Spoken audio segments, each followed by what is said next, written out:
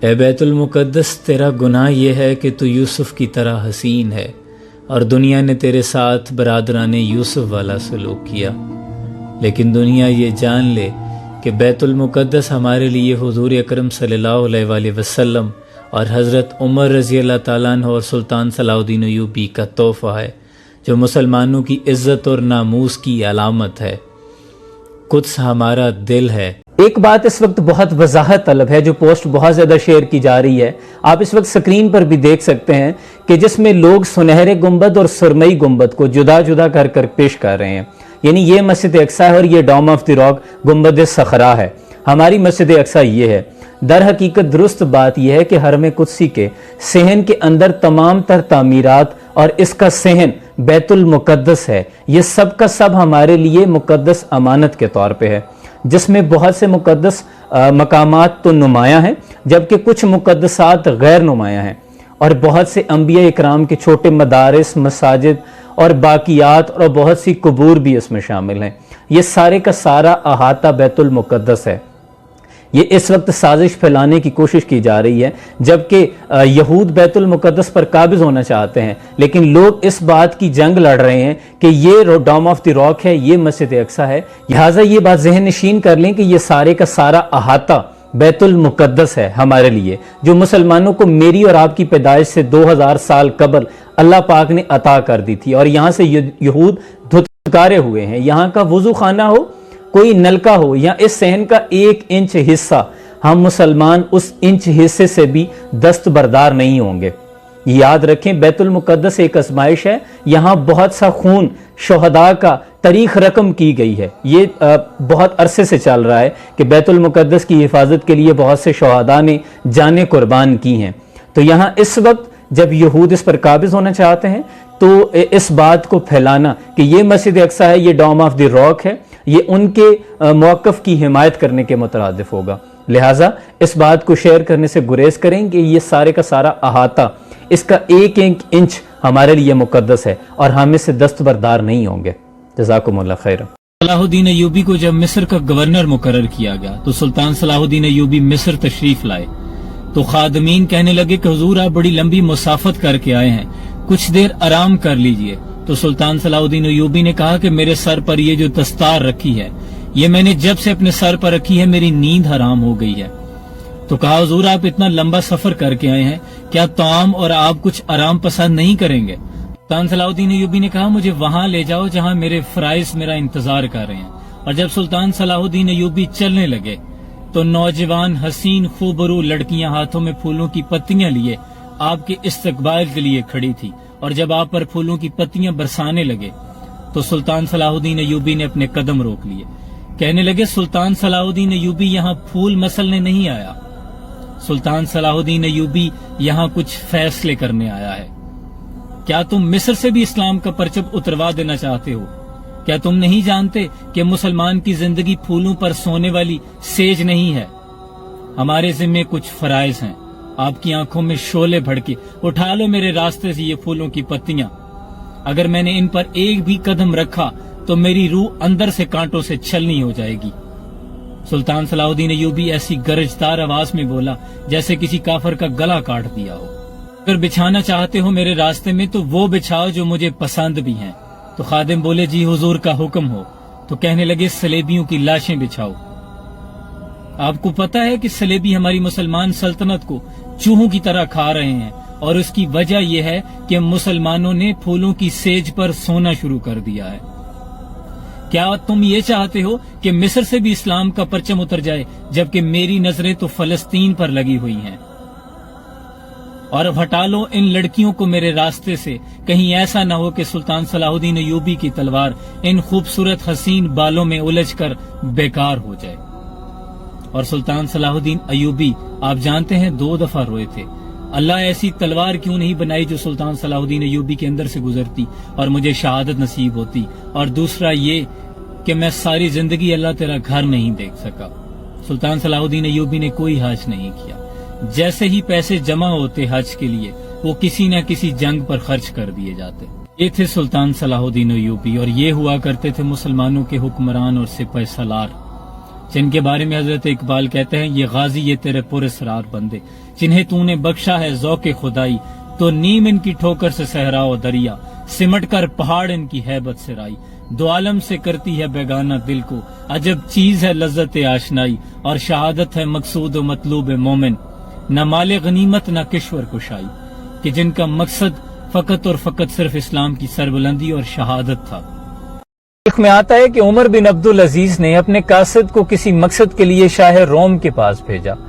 قاصد جب اپنا پیغام پہنچا کے وہاں سے نکلنے لگا تو اس نے محل سے نکلتے ہوئے کلام اللہ کی آواز سنی کہ کوئی شخص قرآن کریم کی تلاوت کر رہا ہے۔ بڑا چونکا، آواز کے تعاقب میں آگے بڑھا تو اس نے دیکھا کہ کوئی شخص چکی پیس رہا ہے اور ایک نابینا شخص ہے جو کہ قرآن کریم کی تلاوت کر رہا ہے۔ بڑا حیران ہوا، سلام کیا، لیکن اس شخص نے جواب نہیں دیا۔ تھوڑا اور قریب ہو کر سلام کیا تو بڑا حیران ہو کر اس نابینا شخص نے پوچھا کہ شاہ روم کے دربار میں سلام؟ تو اس پر قاصد نے کہا کہ شاہ روم کے محل میں قرآن کریم کی تلاوت، پہلے تم یہ بتاؤ کہ تم کون ہو؟ تو اس شخص نے کہا کہ میں مسلمان ہوں اور اس بادشاہ نے مجھ پر ظلم کیا کہ میں اسلام چھوڑ دوں۔ میں نے جب اس کی بات نہیں مانی تو اس نے میری آنکھیں چھین لی، مجھے چکی پیسنے پر لگا دیا۔ معاملہ طے کر دینے کے بعد قاصد جب عمر بن عبدالعزیز کی بارگاہ میں پہنچا تو اس قیدی کا معاملہ آپ کے سامنے پیش کر دیا۔ قربان جاؤں کیسے لوگ تھے، اس روئے زمین نے کتنے شجاعت والے لوگ دیکھے ہیں۔ عمر بن عبدالعزیز نے خاموشی اختیار نہیں کی، کسی مجلس کو نہیں بلایا اور یہ بھی نہیں کہا کہ ہماری اکانومی کمزور ہے، ہم اس نبینا شخص کے ساتھ کھڑے ہیں۔ آپ نے کاغذ اور قلم لیا اور لکھنا شروع کیا کہ اے شاہ روم، مجھے پتا چلا ہے کہ تیرے پاس ایک مسلمان قیدی ہے اور تم نے اس پر ظلم روا رکھا ہے۔ اگر تم نے اس خط کے پہنچنے کے بعد اس شخص کو قید سے رہا نہ کیا تو پھر تمہیں ایک ایسے لشکر جرار کا سامنا ہوگا جس کا پہلا جنگجو تیرے دربار میں اور آخری جنگجو میرے دربار میں ہوگا۔ سوال یہ پیدا ہوتا ہے کہ عمر بن عبدالعزیز نے صرف ایک مسلمان کی خاطر اپنی ساری مملکت اور سلطنت کو داؤ میں کیوں لگایا اور جنگ کا فرمان کیوں جاری کیا؟ کیونکہ آپ جانتے تھے کہ اگر ایک مسلمان کی حرمت کی عزت اور ناموس کعبے سے بڑھ کر ہے تو جغرافیائی حدود سے بھی بڑھ کے ہے۔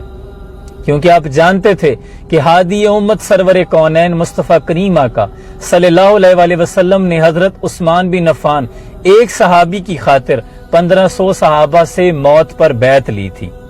کیونکہ آپ جانتے تھے کہ حضور اکرم صلی اللہ علیہ وسلم فرما گئے ہیں کہ ساری مسلمان امت ایک جسم کی مانند ہے، اگر ایک جسم کے کسی حصے پر درد ہوتی ہے تو پورا جسم اس درد کو محسوس کرتا ہے، لیکن صد افسوس کہ آج ہم 2 ارب مسلمان ہونے کے باوجود اتنے ذلیل و رسوا ہو چکے ہیں کہ شام کی ایک بچی روتے ہوئے موت پہ آخری ہچکی لیتے ہوئے کہتی ہے کہ میں اپنے رب کو سب کچھ جا کر بتاؤں گی، اور عراق میں جنگ کے دوران ایک مسلم قوم کی بیٹی بھاگتے ہوئے کہتی ہے، التجا کرتی ہے کہ انکل میری تصویر مت بنائیں، میں بے۔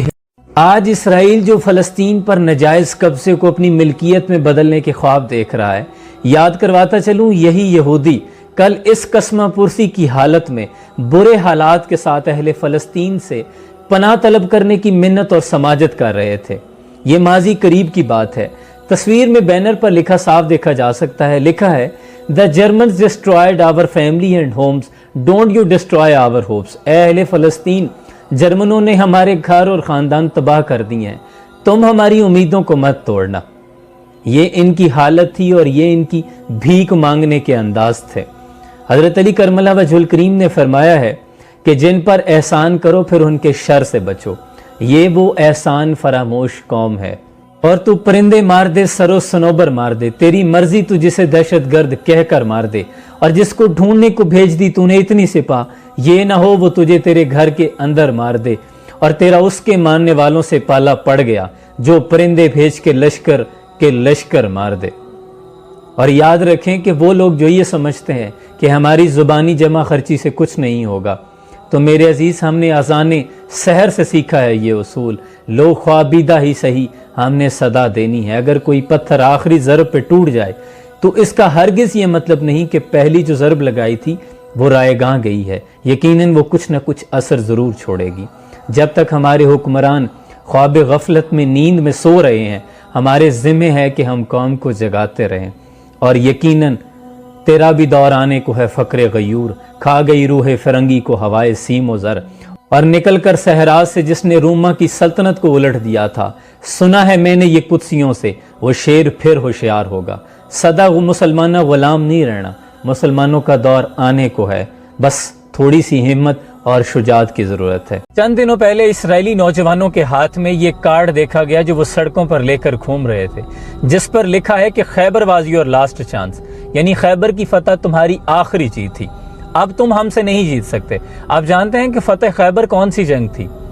یہ وہ جنگ جو یہودیوں کے ساتھ لڑی گئی تھی، جو حضور اکرم صلی اللہ علیہ وسلم کی ظاہری حیاتی پاک میں حضرت علی کرم اللہ وجہ الکریم بھی اس جنگ میں شریک تھے، اور جنگ کے دوران حضرت علی کرم اللہ وجہ الکریم کے ہاتھ سے ڈھال گر گئی تو آپ نے خیبر کا دروازہ اکھاڑ کر اپنے ہاتھ میں جنگ کے دوران پکڑ لیا اور ڈھال کے طور پر استعمال کیا۔ جنگ ختم ہو جانے کے بعد 40 لوگ مل کر بھی اس دروازے کو نہیں اٹھا سکے تھے، اور اس میں اللہ نے مسلمانوں کو فتح مبین سے نوازا اور خیبر فتح کر لیا گیا۔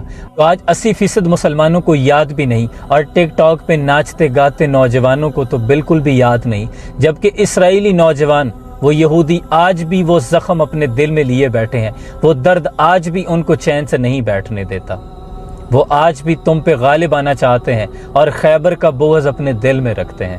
تم ہی کہہ دو کہ اکھاڑا در خیبر کس نے، تھے تو آبا وہ تمہارے ہی مگر تم کیا ہو، ہاتھ پر ہاتھ دھرے منتظر فردا ہو، اور بت صنم خانوں میں کہتے ہیں مسلمان گئے، ہے خوشی ان کو کہ کعبے کے نگہبان گئے، منزل دہر سے اونٹوں کے ہدی خوان گئے، اور اپنی بغلوں میں دبائے ہوئے قرآن گئے۔ ہاتھ بے زور ہے الہات سے خوگر ہے، امتی باعث رسوائی پیغمبر ہے۔ اے مسلم امہ کے نوجوان، اب یہ تیرے بیدار ہونے کا وقت ہے۔ اگر ہم آج اپنے اسلاف کی قربانیوں کو یاد نہ کریں گے تو مٹ جائیں گے، ہمارا شیرازہ بکھر کے رہ جائے گا۔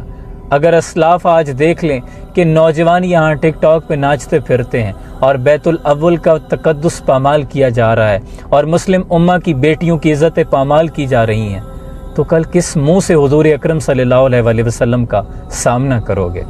ایک مرتبہ سلطان صلاح الدین ایوبی کے جاسوسوں نے آ کر سلطان کو بتایا کہ ایک عالم دین ہے جو بہت اچھا خطاب کرتے ہیں اور عوام میں بے حد مقبول بھی ہو گئے ہیں، لیکن کوئی شک ہے جو ہم محسوس کر رہے ہیں لیکن آپ کو بتا نہیں پا رہے۔ تو سلطان نے کہا کہ جو دیکھا اور جو سنا وہ بیان کرو۔ تو اس پر جاسوس بولے کہ وہ عالم دین کہتے ہیں کہ جہاد بالنفس جہاد افضل ہے، اور اپنے بچوں کو تعلیم دینا بھی جہاد ہے، اور اپنے گھر کی ذمہ داریوں کو پورا کرنے کے لیے جدوجہد کرنا بھی جہاد ہے۔ تو اس پر سلطان نے کہا تو اس میں کوئی شک ہے؟ تو جاسوس کہنے لگے شک تو کوئی نہیں، لیکن وہ مولانا یہ بھی کہتے ہیں کہ جنگوں سے ہمیں کیا ملا، صرف قتل و غارت گری، ان جنگوں نے ہمیں کیا بنایا، قاتل یا مقتول؟ اس پر سلطان صلاح الدین ایوبی غصے سے اٹھ کھڑے ہوئے اور اس سے ملاقات کرنے کی ٹھان لی، بھیس بدل کر ملاقات کی، اور جاتے ہی سوال کیا کہ حضرت کوئی ایسی ترکیب بتائیں کہ بیت المقدس کو بغیر جنگ کے آزاد کروا لیا جائے، اور مسلمانوں پر جو مظالم ڈھائے جا رہے ہیں ان کو بغیر جنگ کے کیسے روک لیا جائے؟ تو اس پر وہ عالم بولا کہ دعا کریں۔ اس پر سلطان صلاح الدین ایوبی غصے سے لال ہو گئے، وہ سمجھ گئے تھے کہ یہ عالم دین پوری صلیبی فوج سے زیادہ خطرناک ہے۔ سلطان نے اپنا خنجر نکالا اور اس کی ایک انگلی کاٹ دی۔ جب وہ درد سے کراہنے لگا تو سلطان صلاح الدین ایوبی نے کہا کہ اب اصلیت بتاتے ہو یا تمہاری گردن اڑا دی جائے؟ تو وہ طوطے کی طرح بولنے لگا کہ میں ایک یہودی ہوں۔ وہ سفید پوش ایک یہودی تھا، یہودی عربی بولنا بخوبی جانتے ہیں، جس کا اس نے خوب فائدہ اٹھایا۔ سلطان صلاح الدین ایوبی کے دور میں بھی یہ فتنہ بہت عام ہو چکا تھا، جس پر بہت مشکل سے قابو پایا گیا۔ دور حاضر میں بھی یہ فتنہ پورے عروج کے ساتھ رواں دواں ہے، جبکہ ہر کوئی جانتا ہے کہ ظلم کے خلاف لڑے بغیر مظالم کو روکا نہیں جا سکتا۔ اس وقت پوری امت مسلمہ کو اسرائیل کے خلاف لڑنے کی ضرورت ہے۔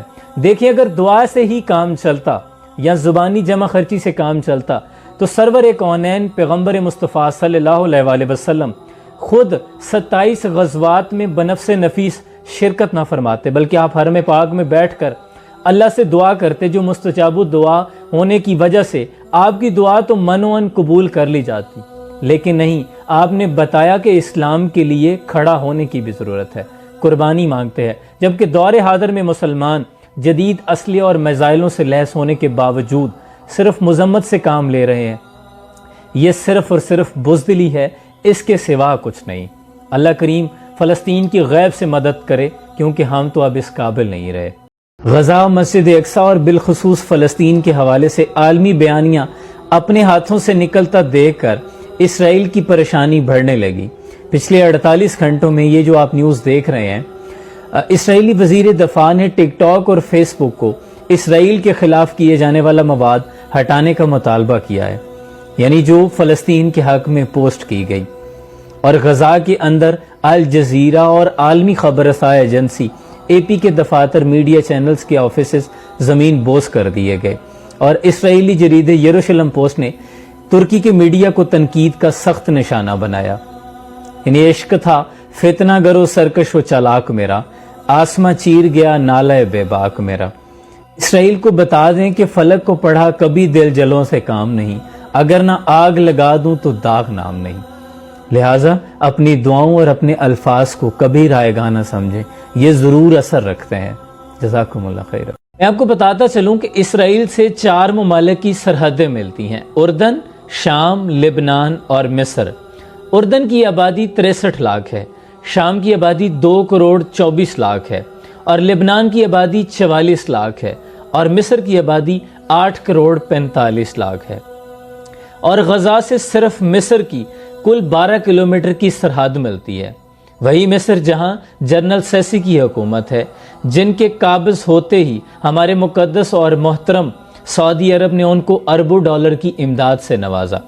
اس کے علاوہ غزہ سے کوئی زمینی راستہ نہیں ملتا، اور تازہ ترین اطلاعات کے مطابق یہ 12 کلومیٹر کی زمینی حدود بھی سیل کی جا چکی ہیں، یعنی اب غزہ کے لوگوں کے پاس موت کے علاوہ فرار کا کوئی دوسرا راستہ نہیں ہے۔ اور اسرائیل کی کل آبادی 82 لاکھ ہے، جو کہ صرف ہمارے کراچی کا 37% حصہ بنتی ہے، اور اسرائیل کے پڑوسی ممالک کی مسلمانوں کی کل تعداد 11 کروڑ 76 لاکھ ہے، اور اسرائیل کی کل آبادی اس کے پڑوسی مسلم ممالک کی آبادی کا صرف 7% حصہ بنتی ہے۔